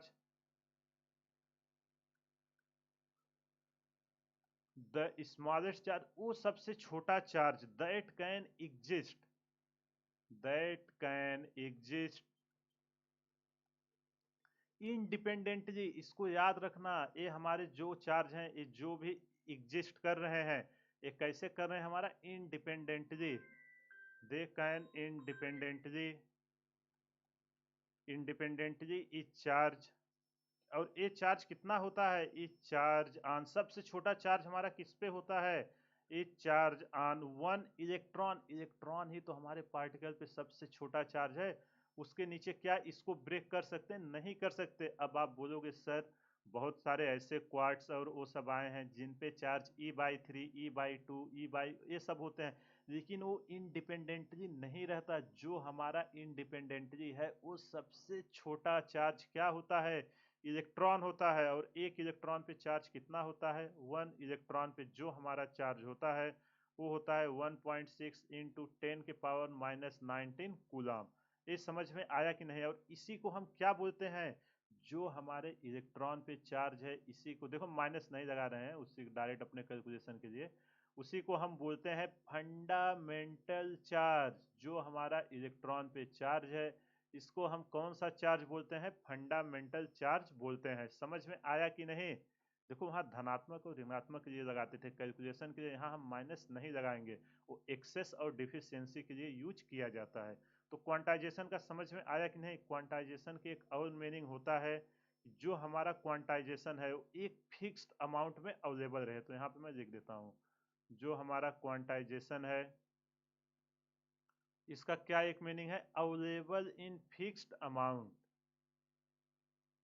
available in fixed amount. ऐसी चीजें जो एक किसी फिक्स्ड अमाउंट में अवेलेबल रहे, न ही उससे वो कम नहीं हो सकती, जैसे एक दो तीनों फिक्स रहेगी, कुछ भी उसमें चेंजेस नहीं आएगा। समझ में आया कि नहीं क्वांटाइजेशन ऑफ चार्ज से क्या होता है। अब ये तो हमारा पहला पॉइंट हो गया। अब दूसरा पॉइंट इसमें देखते हैं, जो क्वांटाइजेशन से जो हमने निकाला, तो जो हमारा चार्ज है, जो हमारा फंडामेंटल चार्ज क्या आ गया, इलेक्ट्रॉन कितना है 1.6 इंटू 10⁻⁻19। अब इलेक्ट्रॉन ही हमारा मूव होता है, पॉजिटिव भी हो सकता है, निगेटिव भी हो सकता है। एक्सेस और डिफिशियंसी पता है ना, उसको हम अभी आगे यूज करेंगे। तो जो हमारा चार्ज है, charge always exist, charge always exist in integral multiple. जो हमारा चार्ज है ये हमारा किस में रहेगा, integral multiple of fundamental charge. ये फंडामेंटल चार्ज के इंटीग्रल मल्टीपल में रहेगा। इसका क्या मतलब है, अभी मैं आपको एक्सप्लेन करता हूँ। मल्टीपल ऑफ फंडामेंटल चार्ज, और फंडामेंटल चार्ज हमारा क्या है, ई। फंडामेंटल चार्ज ई, ई किस पे चार्ज है, इलेक्ट्रॉन पे। तो देखो ये उसका इंटीग्रल रहेगा। मानो जैसे हमने बोला कि 5 इलेक्ट्रॉन, तो 5 इलेक्ट्रॉन ही जाएंगे, न कि 4.5 6.5। ऐसा इलेक्ट्रॉन नहीं ट्रांसफर होगा, इस बात को आप याद रखना। अगर किसी को चार्ज देना है तो जो हमारा चार्ज ट्रांसफर होगा, अभी आप बोलो दो बॉडी को ऐसे रख ले, जब इलेक्ट्रॉन पहली, देखो यहाँ पे मैं आपको बताता हूँ। अभी हमने दो बॉडी लिया, यहाँ से अगर हमारा इलेक्ट्रॉन है माइनस माइनस इसमें जा रहा है, तो जो हमारे इलेक्ट्रॉन है वही जाएंगे क्या, 1.5 2.5 ऐसे नंबर ऑफ इलेक्ट्रॉन जाना पॉसिबल है क्या, है आप ही बताइए। और चार्ज तभी होगी जब इलेक्ट्रॉन का ट्रांसफर होगा। तो जो इलेक्ट्रॉन जाएंगे वो हमारा किस में जाएंगे, मल्टीपल, इंटीग्रल मल्टीपल के रूप में ही जाएंगे, वो फंडामेंटल चार्ज के, न कि 1.5 2.5। ये सब आपका रॉन्ग है। जब भी जाएगा, एक जाएगा, दो इलेक्ट्रॉन जाएगा, तीन इलेक्ट्रॉन, पाँच, ऐसे नंबर ऑफ जो भी होगा एन, वो आपका इंटीग्रल मल्टीपल होगा, न कि ऐसे होगा पॉइंट के फॉर्मेट में। एक गलत है, वही इस पॉइंट में कहना चाह रहा है। समझ में आया कि नहीं। आई होप आपको ये समझ में आ गया होगा कि इंटीग्रल मल्टीपल क्या होता है। तो चलो इसको लिखते हैं कि अब हमारा चार्ज आता कैसे है, इसके बारे में यहाँ पे डिस्कस करते हैं, जो वहाँ पे हमने सीखा। तो जो हमारा चार्ज ट्रांसफर होगा वो हमारा या तो 1e होगा, या तो पॉजिटिव चार्ज होगा, या हमारा -1e होगा। 1.5 ये सब में नहीं होगा, 1.8 हमेशा इंटीग्रल मल्टीपल में होगा। या तो 2e होगा, या हमारा -2e होगा। इसी तरह या 3e होगा, या हमारा -3e होगा। यही होगा ना, या तो इलेक्ट्रॉन जाएगा या इलेक्ट्रॉन आएगा। इसी तरह हमारा 4e होगा। ऐसे ही अगर हमारे n number of particle electron हैं बॉडी के अंदर, वो ट्रांसफर हो रहे हैं, या तो हमारे प्लस NE ट्रांसफर होंगे, या हमारे कितने उस पे आएंगे, माइनस NE आएंगे। इसी फॉर्म में आएंगे, इंटीग्रल फॉर्म में, न कि 1.5 2.5 इन सब में। समझ में आया कि नहीं? अगर जो हमारे चार्ज हैं, देखो यहाँ पे मैं लिख देता हूँ ताकि आपको समझ में आए। जो हमारे चार्ज हैं वो 2.5 3.5 इन सब, या 3.8 इन सब के फॉर्म में नहीं लिखे जाते। ये हमारा गलत है, ये हमारा रॉन्ग है। जब भी वो जाएगा इंटीग्रल मल्टीपल के फॉर्म में जाएगा। तो यहाँ से देख के एक रिलेशन निकल के आया कि टोटल चार्ज हमारा उस बॉडी पर कितने गए या कितने आए, उसको हम कैसे निकालेंगे। यहाँ से देखो एक फंडामेंटल रूल बना। तो यहाँ पे आप ध्यान से देखो, अगर टोटल चार्ज हमसे Q पूछा जाए, तो यहाँ से अगर n हमारा नंबर ऑफ इलेक्ट्रॉन है, वही जा रहे हैं ना जो इंटीग्रल मल्टीपल है, तो उसको मैं n और ए फंडामेंटल चार्ज के मल्टीपल में है, जो Q equal to n e, जो हमारा फार्मूला डिराइव हुआ है। अब या तो ये प्लस हो सकता है या माइनस, तो यहाँ पे मैं दोनों साइन लगा देता हूँ। Q equal to plus minus n e, ये फार्मूला यहाँ से निकल के आया, फंडामेंटल फार्मूला है जो जस्ट एक्सपेरिमेंट से निकल के आया है। अब Q यहाँ है क्या, इन सब के बारे में नोटिफिकेशन लिखते हैं अच्छे से। जो हमारा Q है, ये क्या है, चार्ज ऑन एनी बॉडी। किसी भी बॉडी पर कितने चार्ज हैं, अगर आपको नंबर ऑफ इलेक्ट्रॉन पता चल जाए, उसमें आप E पे एक इलेक्ट्रॉन पे कितना चार्ज है, 1.6 इंटू 10 के पावर माइनस 19 से मल्टीप्लाई कर दोगे, आपको पता चल जाएगा। एन आपका क्या है, एन हमेशा आपका इंटीजर वैल्यू है, इंटीजर मल्टीपल, ठीक। और इसके बाद आपका जो ई है वो किस पे चार्ज है, चार्ज ऑन इलेक्ट्रॉन। बताओ यहाँ तक समझ में आया कि नहीं, चार्ज ऑन इलेक्ट्रॉन। इसी को हम क्वांटाइजेशन ऑफ चार्ज बोलते हैं, कि चार्ज को इससे और नीचे हम नहीं ब्रेक कर सकते, यही हमारी फंडामेंटल क्वांटिटी है। आई होप आपको ये समझ में आ गया होगा। इस पे बहुत सारे क्वेश्चन बनते हैं जो आपके एग्जाम में आए हुए हैं, और एकदम बेसिक सा चार्ज पे यही यूज होगा। आप देखना कोई भी क्वेश्चन आप करोगे पूरे इलेक्ट्रिक में या मैग्नेटिक में, Q equal to n e, ये तो आपको लगाना ही पड़ेगा। और आपको समझ में आ गया कि ये आखिर आया कैसे है। आई होप आपको ये समझ में आ गया होगा। जितनी कॉन्सेप्ट था हमने आज के लिए वो सब बेसिक कवर कर दिया है। अब एक और हमारा टॉपिक रह गया है, डिफरेंस बिटवीन चार्ज और मास। हमारा चार्ज और मास के बीच में क्या अंतर है, क्योंकि मास भी इंट्रिंसिक प्रॉपर्टी है और चार्ज भी हमारा इंट्रिंसिक प्रॉपर्टीज है। तो मैंने इसको ऑलरेडी लिख के लाया हूँ, ताकि अपना टाइम बचे, लिखने में जाएंगे तो बहुत टाइम लगेगा, इसलिए यहाँ पे एक एक करके समझते हैं। तो पहला पॉइंट है चार्ज का, it has an important role in electromagnetism. बिल्कुल, जब हमारा इलेक्ट्रोमैग्नेटिज्म में चार्ज का पूरा बहुत बड़ा रोल है। अगला mass, it has an important role in gravitation. Class 11th में आप देखना ग्रेविटेशन का टॉपिक अभी चल रहा है, और उसके सारे कॉन्सेप्ट इसमें लगेंगे, अभी आप देखते रहना। अगर आपने वो लेक्चर देखा होगा पूरा चैप्टर, तो इसको आप आराम से कर लोगे, कोई भी डिफिकल्टी नहीं, सारे कॉन्सेप्ट सेम है। तो ग्रेविटेशन में इसका सबसे बड़ा रोल है, और चार्ज का इलेक्ट्रोमैग्नेटिज्म में सबसे ज्यादा रोल है। चार्ज जो है हमारा, it can be positive, negative और जीरो। देखा होगा आपने, पॉजिटिव भी चार्ज था, निगेटिव भी था, और हमारा अगर न्यूट्रल था तो उसको क्या देते थे, जीरो। जो हमारा मास है वो हमेशा क्या होगा, पॉजिटिव होगा। कभी आपने सुना है -5 kg -10? कभी नहीं। अगर कोई मास है तो उसका हमेशा पॉजिटिव क्वांटिटी में वजन होगा। अगला है, the electric charge is independent of the velocity of the body. जो हमारे इलेक्ट्रिक चार्ज हैं वो हमारे वेलोसिटी ऑफ बॉडी, कितने भी स्पीड से बॉडी को मूव कराओ, वो हमारे उस पे इंडिपेंडेंट रहने वाले हैं। चार्ज का वेलोसिटी पे कोई भी असर नहीं आएगा। अगला point, according to special theory of, आपको थ्योरी ऑफ रिलेटिविटी याद है ना, ग्रेविटेशन में मैंने सिखाया था, m equal to m nought 1-v² / c² वाला फार्मूला। आई होप आपको याद होगा। वहां पे आपने देखा होगा कि जैसे जैसे हम स्पीड बढ़ाते जाएंगे, वैसे वैसे ये फार्मूला याद है ना, m equal to m nought divided by 1-v² / c², जहाँ c हमारा क्या था, प्रकाश की चाल था। एम हम नॉट हमारा क्या था, एम नॉट हमारा रेस्ट मास था। समझ में आया कि नहीं, एम नॉट हमारा रेस्ट मास था। लेकिन बॉडी जैसे मूव करना शुरू करती थी, वैसे देखो सी क्या था, सी हमारा लाइट की स्पीड थी, और भी क्या था, हमारा बॉडी की वेलोसिटी। तो जैसे जैसे मूव करती थी वैसे वैसे मास हमारा चेंज होता था। तो वही यहाँ पे लिखा हुआ है, according to special theory of relativity the mass of a body increase with the increase in velocity of body. अगर बॉडी की वेलोसिटी आप इंक्रीज करोगे तो उसका मास इंक्रीज होगा। किस रिलेटिव्स में होगा, ये यहाँ पे रिलेशंस है। अगला है चार्ज इज क्वांटाइज। चार्ज को हम क्वांटाइज कर सकते हैं, लेकिन quantization of mass is yet to be stabilize. अभी क्वांटाइजेशन ऑफ मास का स्टेबलाइज नहीं हुआ है, ठीक, उसको स्टेबलाइज करने की जरूरत। आपने कहीं देखा है वन मास टू मास, वैसा वहाँ कोई नहीं था। यहाँ आपने देखा वो कि बॉडी में वन इलेक्ट्रॉन टू इलेक्ट्रॉन, जो हमने क्वांटाइजेशन किया भी एन ई आया। अगला point, the force between two charges में बी अट्रैक्टिव आर रिपल्सिव।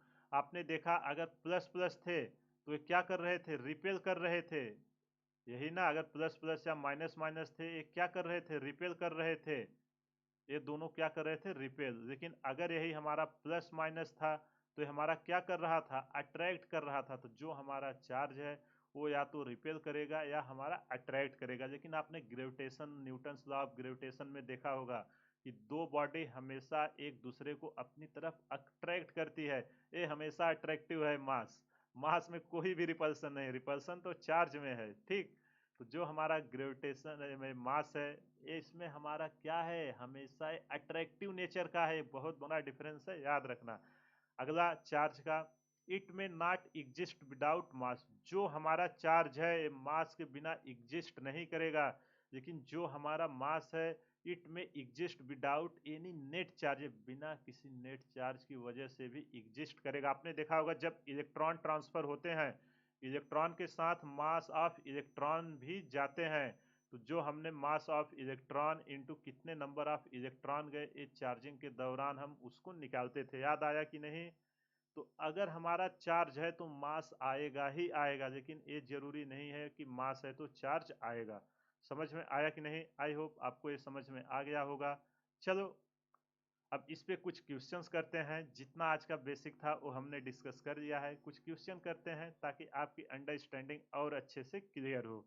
तो चलो ये रहा पहला क्वेश्चन, आपसे पूछ रहा है how many electronic charges from one coulomb of a charge. एक कूलम चार्ज में कितने इलेक्ट्रॉन्स होते हैं वो आपसे पूछ रहा है। ठीक है, तो आप इसको कैसे निकालोगे, कैसे, देखो क्वेश्चन अभी से करने की हैबिट डालो, पहले खुद से सॉल्व करो। आई होप आपने सॉल्व कर दिया होगा। आंसर आया तो बहुत ही अच्छी बात, नहीं आया मतलब कॉन्सेप्ट आपने नहीं सीखा है। एक बार जाइए फिर से सीखिए, देखिए क्वेश्चन आपसे हो जाएगा। ये क्या बोल रहा है क्वेश्चन में, अगर हमारा एक कूलाम चार्ज है तो हमारा कितने नंबर ऑफ इलेक्ट्रॉनिक चार्ज होंगे वो हमसे पूछ रहा है। अब भी हमने फार्मूला रीड किया, Q इक्वल टू क्या है हमारा, N इंटू ई। एन हमारा क्या है, नंबर ऑफ इलेक्ट्रॉन्स, ई हमारा क्या है, इलेक्ट्रॉन्स पे चार्ज। कितने चार्ज हैं, 1.6 इंटू 10⁻⁻19 कूलम, ठीक। अब यहाँ से हम ये फार्मूला लगाते हैं, एन की वैल्यू चाहिए, क्यू बाई ई हम करेंगे। क्यू बाई ई जब करेंगे तो हमारा कितना निकल के आएगा, इधर हमारा 1 कूलम चार्ज है और इलेक्ट्रॉन पे हमारे कितने हैं, 1.6 इंटू 10⁻⁻19 कूलम। एक 10⁻19 ऊपर जाएगा और एक हम ले लेंगे तो 10/16। 10/16 ये कितना हो जाएगा, जब इससे हम डिवाइड करेंगे तो देखो अगर हम इसको ऊपर देंगे, दशमलव को हटाते हैं, 10/1.6 इंटू कुलम से कुलम कट जाएगा, 10⁻19। अब इसमें जब हम भाग देंगे तो एक क्या आएगा, 0.625। तो 0.625 को हम एक इससे पावर दे देंगे लिखने के लिए, तो n इक्वल टू जो हमारा निकल के आएगा कितना, 6.25 इंटू 10⁻18 इलेक्ट्रॉन्स। तो जो हमारा एक कूलम चार्ज में कितने इलेक्ट्रॉनिक होते हैं, 6.25 इंटू 10⁻18, ठीक। समझ में आया कि नहीं। आई होप आपको ये समझ में आ गया होगा। अगर कहीं भी कुछ भी डाउट है वीडियो को पॉज करिए, एक बार फिर से देखिए, सारा डाउट क्लियर हो जाए। कुछ नहीं यार, सिंपल सा आपको केवल डिवाइड करना था और कुछ नहीं है, क्वांटाइजेशन ऑफ चार्ज का फार्मूला लगाना था।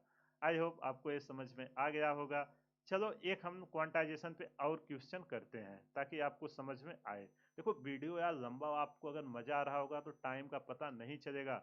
अगर आपको लगता है कि 1-2 मिनट की रील में जेई नीट या बोर्ड में अच्छा स्कोर करोगे, नहीं कर सकते, उसके लिए आपको मेहनत करनी ही पड़ेगी, ठीक है। तो आप अच्छे से पूरा देखिए, आपको अब समझ में आ गया होगा। 1 घंटे के ऊपर लेक्चर हो गया है, सारी चीजें देखो क्लियर हो गई होंगी कि नहीं। सारी चीजें, अब इसके रिलेटेड आपसे कोई कुछ भी पूछेगा आप उसको आसानी से आंसर कर सकते हो, और आपको पूरा फील के साथ मैंने एक्सप्लेन किया है। चलो एक क्वेश्चन मैं लिख रहा हूं, इसको आप करो। ये आपको बोल रहा है, can a charge of 32 into 10⁻18 coulomb be given a body. क्या किसी बॉडी को हम इतना चार्ज दे सकते हैं? आप फंडामेंटल याद रखना, एन की वैल्यू, एन की देखो यहाँ पे ये अलग है कि उसमें कितने अवेलेबल हैं, ऑलरेडी चार्ज प्रेजेंट है, इसलिए एन की वैल्यू ऐसी आई है। यहाँ पे आपसे पूछ रहा है कि बॉडी को चार्ज देना है, इसलिए मैंने दोनों क्वेश्चन लिया है। तो अब आप इसको कैसे सॉल्व करोगे, पहले खुद से करिए, फिर मैं एक्सप्लेन करता हूँ। आई होप आपने सॉल्व कर दिया होगा, आपसे हो गया तो बहुत ही अच्छी बात, नहीं तो मैं कर रहा हूँ। देखिए, तो यहाँ पे बोल रहा है कि एक बॉडी है, उसको हम +32 इंटू 10⁻18 कूलाम चार्ज देना है। क्या हम इतना दे सकते हैं? आप कैसे चेक करोगे? हमारे नंबर ऑफ इलेक्ट्रॉन्स जो जाएंगे वही तो चार्ज लेके जाएंगे। तो जो हमारी n की वैल्यू आएगी वो इंटीग्रल मल्टीपल का, वो इंटीजर मल्टीपल आनी चाहिए, किसका? फंडामेंटल चार्ज का। याद है ना, अभी हमने डिस्कस किया था, उसी पे क्वेश्चन पूछा गया है। उसी को हम यहाँ पे समझते हैं कि कैसे हो रहा है। समझ में आया कि नहीं क्वेश्चन? अगर हमारा वो इंटीजर आया एग्जैक्ट, मतलब हम दे सकते हैं, नहीं आया तो मतलब इतना नहीं दे सकते, या तो इससे कुछ कम या इससे कुछ ज़्यादा एडजस्ट करना पड़ेगा। तो Q इक्वल टू हमारा दिया है 32 इंटू 10⁻18 कूलाम, और एक इलेक्ट्रॉन पे कितना होता है चार्ज, जो हमारा E की वैल्यू है 1.6। देखो माने नहीं ना, वो फंडामेंटल चार्ज है। E की वैल्यू 1.6 इंटू 10⁻19 कूलाम। अब हमारे पास फार्मूला है Q equal to n e, यही है ना, Q equal to n e. यहाँ से n की वैल्यू निकालते हैं, Q by e value put करो। इसमें इसी टाइप के क्वेश्चन आएंगे, जस्ट फंडामेंटल है, इसलिए सारी चीज़ों को मैं आपको अच्छे से यहाँ पे कॉन्सेप्ट सिखा रहा हूँ। 1.6 इंटू 10⁻19। अब देखो 10⁻19 है, ऊपर 10⁻18 है, ये ऊपर आएगा तो 10⁻1 हो जाएगा, 16 दूना 32। ये कितना होगा? ये अगर हम यहाँ डिवाइड करेंगे 20 हो जाएगा, क्योंकि एक दशमलव है, 320 डिवाइडेड बाई 16, 16 दूना 32 और एक शून्य इंटू 10⁻1। ये पता है ना, पावर जुट जाएगा, नीचे माइनस है तो ऊपर जाता है प्लस हो जाता है। तो -18 और +19 अगर सेम नेचर है तो पावर ऐड होती है। +19 -18 तो 10 के घाते 1, 10 के घाते 1 मतलब 10। तो n की वैल्यू जो हमारी निकल के आएगी 20 इंटू 10, ये हमारे कितने निकल के आएंगे? 200।